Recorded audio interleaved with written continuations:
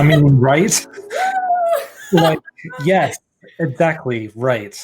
I mean, how is everybody doing after that incredible, inspiring, totally much needed boost of inspiration for our sector? How are you feeling, John? I mean, now you can see why I love Derek so much. I mean, every time I talk to him, it's a reminder of the fundamentals of our craft and why we do what we do. But God, just like he has so many different experiences. If you can get time with Derek in a hallway, in a network room, do it. Take the time, talk to him. He's got so much to share. So we're gonna bring him in, right? Can we bring him in?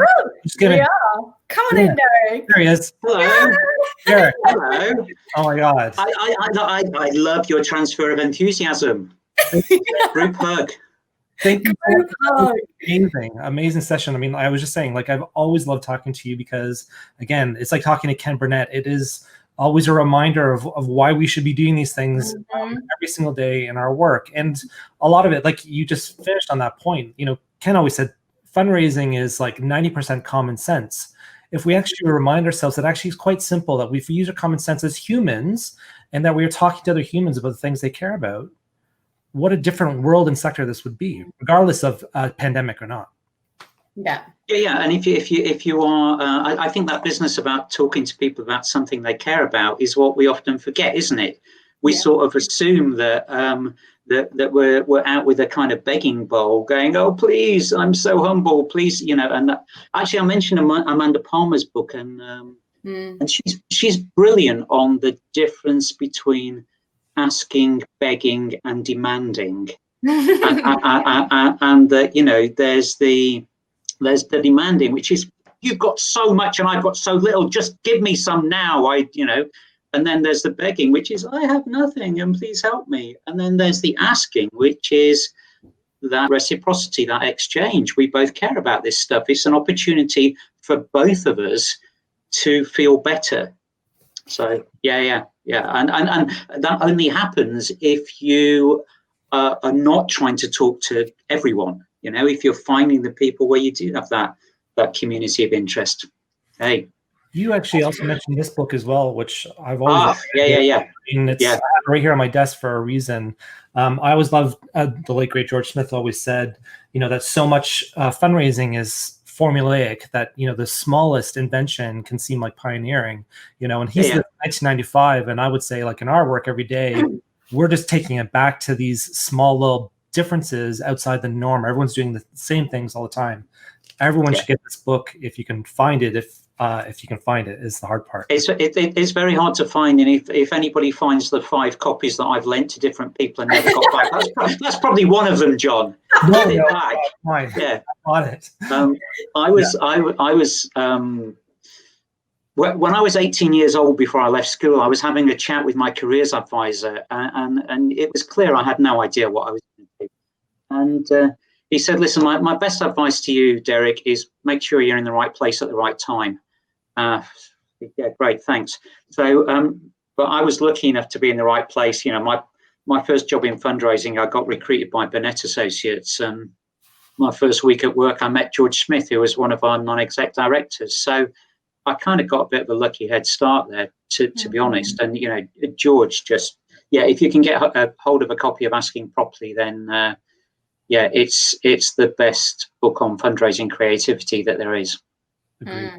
Absolutely. Can I ask you a question, Derek? Dan, do you mind if I ask Derek a question? Yeah, of course. Is it about Manchester United? It is not. No, it's not. No. I want to.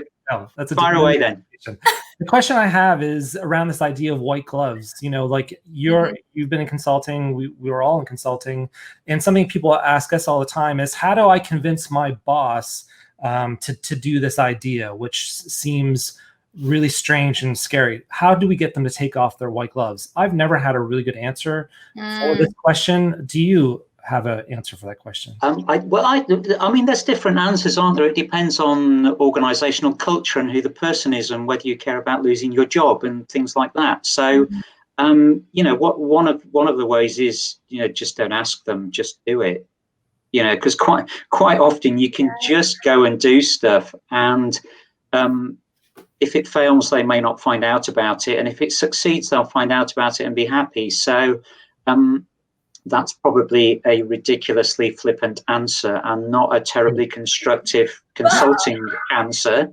But a very interesting answer, given that there are less people watching over our shoulders as we work from home. So there's probably a bit more flexibility even now to just do the things that we want to do without being watched in a certain way. So I'm kind of...